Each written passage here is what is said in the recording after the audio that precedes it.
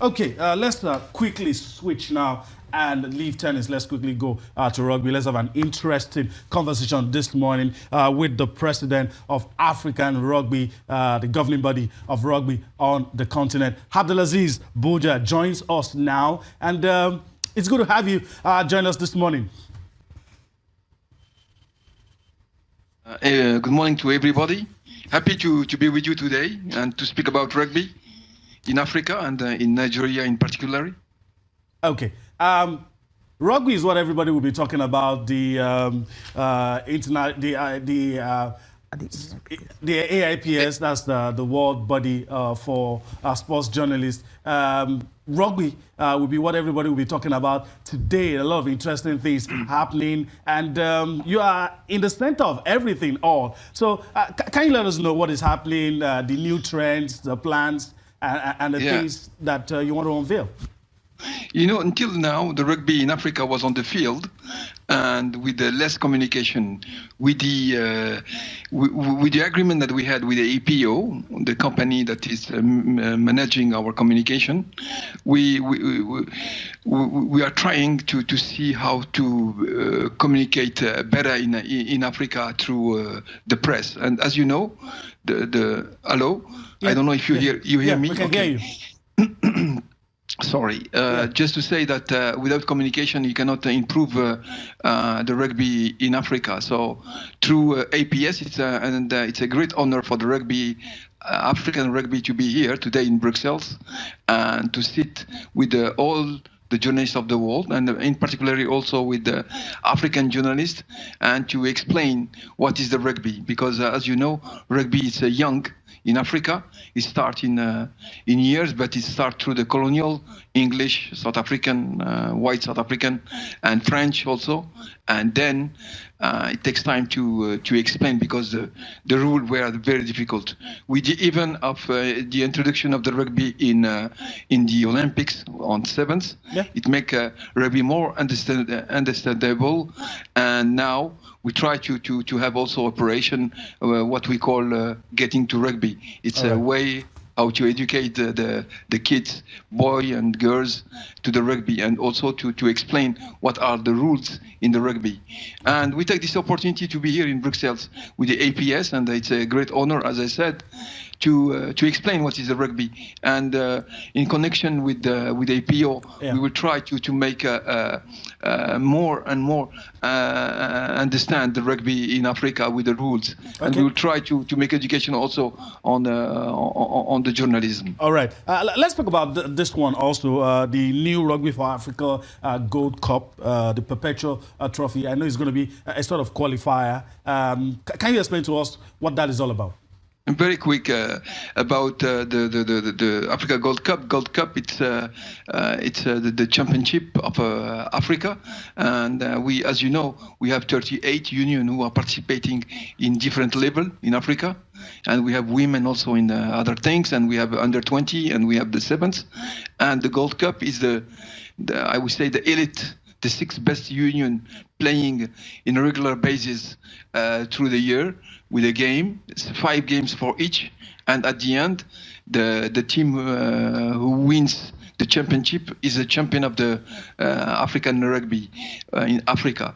And also for this year, you will have the qualification for the World Cup at the same time. So it means that the African team who will arrive first this year will go directly to Japan to play the World Cup in 2019. And the second will go to the repechage. So this is, and the 6 union are Namibia, Botswana, Namibia, Kenya, Zimbabwe, Uganda, Tunisia, and Morocco. All right. Well, I'm actually here with my colleague Cecilia Omorogwe, and I'm sure she has a question as well. There are still things we will get to. But let me quickly allow Cecilia come in with our question for you. Yeah, basically Yes. it's all about Nigeria, how, African rugby can actually help to develop rugby in Nigeria. We know it's becoming a popular sport in Nigeria now because we have the leagues and also have some other tournaments that are currently going on, the grassroots development and all that. But how can, Africa actually help to develop rugby in Nigeria? Nigeria is the country who get the biggest potential to be a champion and to be the best representative for Africa in rugby. But with some problem that they had in the past in terms of governance and in terms of many things. Now the things have been changed, and we have a new exco. We have a new president, Mr. A.Bougja, and to who I send my regards. And now they are trying to build a rugby in another way. And I think they will get a lot of success in the development that they want to lead in the future. They will come back to the family, the rugby family. And from the next year, they will start to play in all our competition in terms of women under 20 and also the tournament 7th and 15. And also, we will try to build together the operation getting to rugby to the kids and to the age grade. Okay, interesting one there. You know what? We need to go on a break now. When we come back, we'll continue with this conversation. Yeah, we still have the president of African Rugby with us talking about A.Bougja. I mean, it's all about developing rugby in Nigeria. He mentioned something that will take that Nigeria's got the chance to actually, become African champions and also have a good representation at the world stage. Now, what really will African rugby do to ensure that maybe Nigeria is actually at this particular top-notch level? That would be my next question for the president of African Rugby Federation. Welcome back to the program. And the question now is, what are the ways we can actually help, to ensure that maybe Nigeria, get to that position that you really want them to be?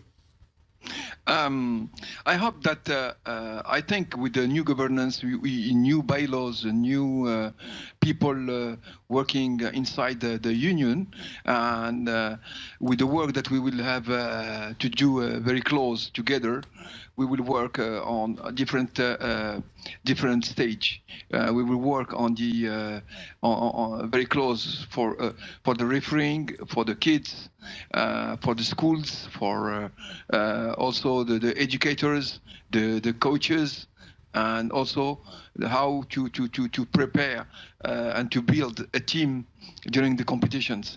So it means that it's very important. Also, in terms of education, we want to in Africa to have to make the accent on operation of the ladies' operation, women's operation, and as you know, we have in Botswana this year, between 22 and 27 May, the African Conference for the ladies during 1 week, to see, because we think that the rugby must be led also by the ladies and the women, because I think they are a very important vector to recommend to the kids to come to the field and to play rugby.